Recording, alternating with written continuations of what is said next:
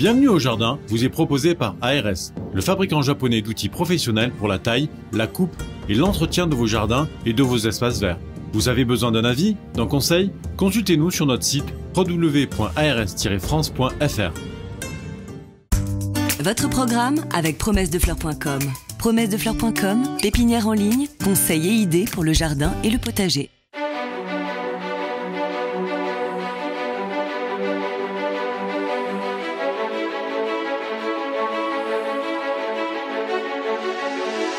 News Jardin TV vous propose Bienvenue au Jardin, une émission 100% nature, animée par Patrick Mulan et Roland Motte.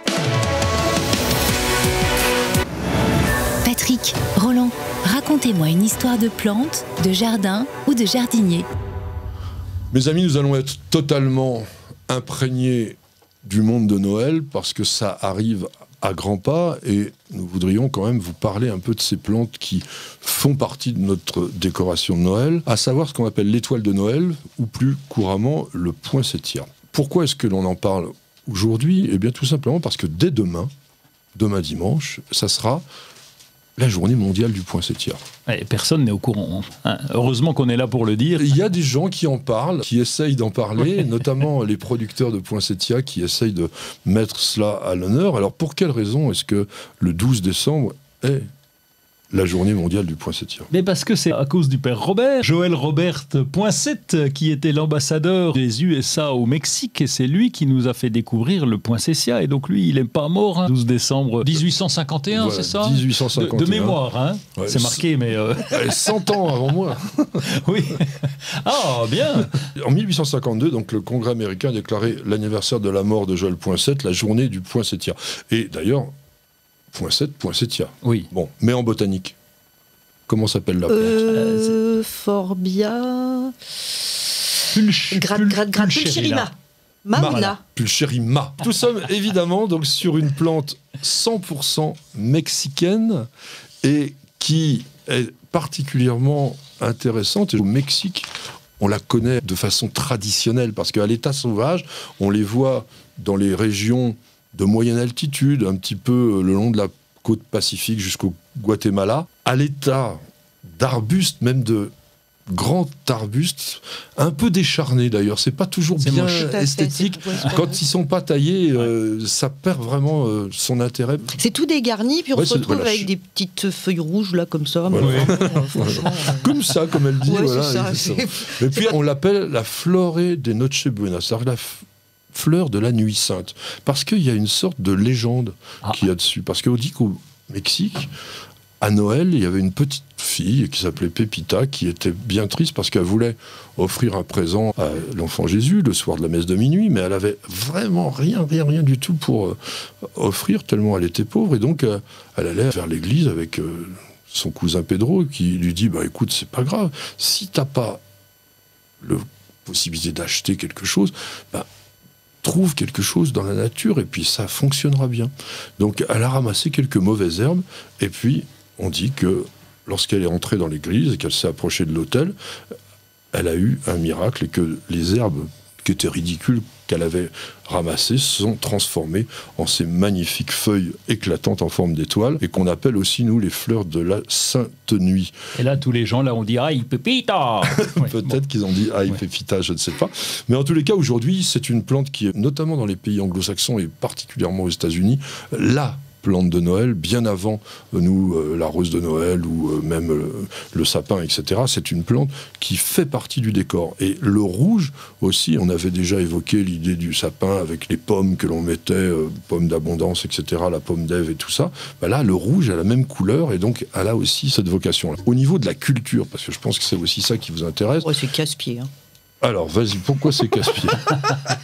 C'est casse-pied. Moi, à chaque fois, j'avoue que ça fait plusieurs années que j'en achète à Noël en me disant je vais les faire tenir. Quoi. Ouais. Déjà, tenir chez moi, c'est un challenge, un poinsettia. J'ai beaucoup de mal avec cette plante. Je m'investis énormément, affectivement et matériellement. Et tout ça pour un résultat absolument catastrophiquement nul. Je pense que j'ai aucune affinité avec cette plante ou je ne sais pas m'en occuper. Alors, ça peut arriver, ça. Et en plus, il paraît que derrière, pour les faire refleurir, c'est Tintin, quoi. C'est pas possible. Alors, comment fait-on?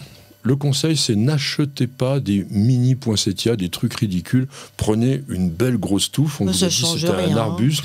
Donc, il faut déjà que le pied soit lignifié. En général, il sera bien fourni. Pourquoi ? Parce qu'il a été bien pincé de façon à ce qu'il soit attractif à l'avant. Mais regardez le pied, d'abord. Il doit être bien lignifié. Bon.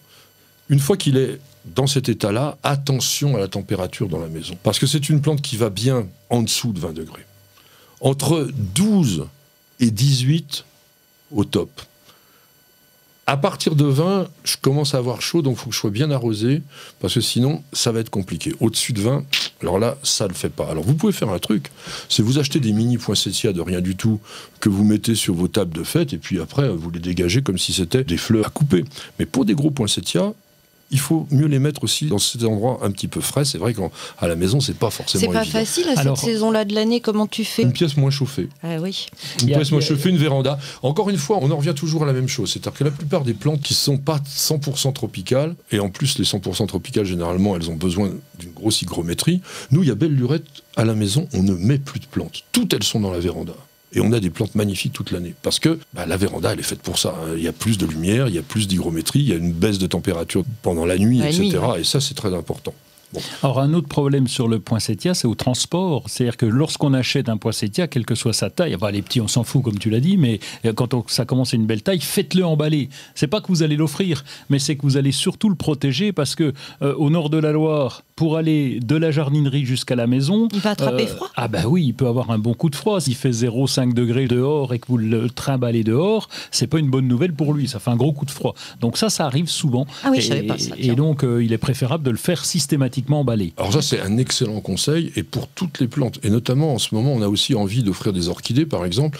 Attention, quelques conseils de culture, arrosez-le à l'eau à la température ambiante de la pièce, parce que ça aussi, pour les faire crever, c'est très très bien de les mettre dans une pièce à 20 degrés et de les arroser avec de l'eau à 9 degrés.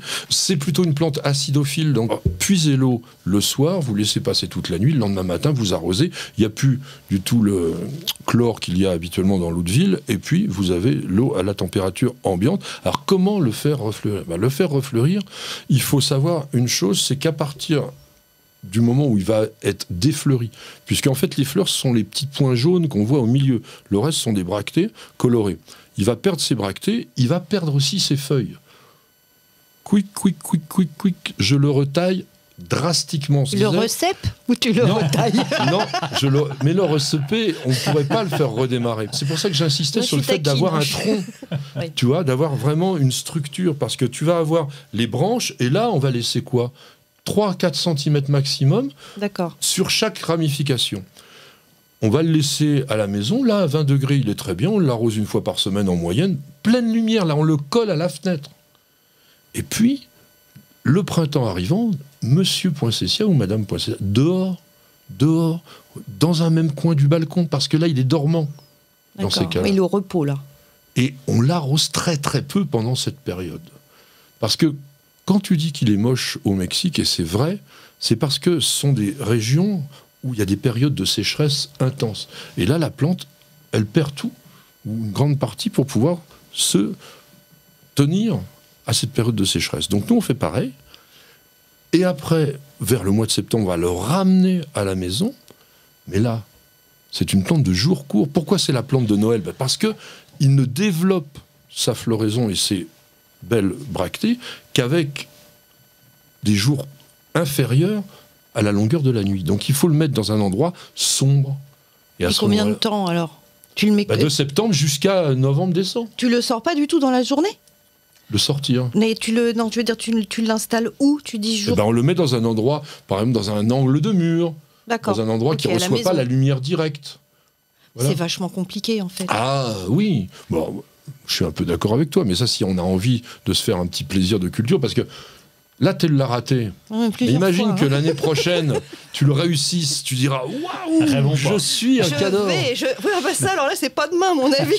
Non, mais c'est le plaisir. Je vais peut-être réussir à le tenir pour les fêtes. Voilà, c'est le plaisir du jardinier. Et puis, on terminera avec un petit clin d'œil en disant que le poinsettia, c'est la fleur favorite de Rosa, la maman de notre opérateur Miguel. Et c'est ainsi que se terminera notre émission. On vous dit à très très bientôt, c'est-à-dire la semaine prochaine. Ça sera la dernière émission de l'année et bienvenue au jardin.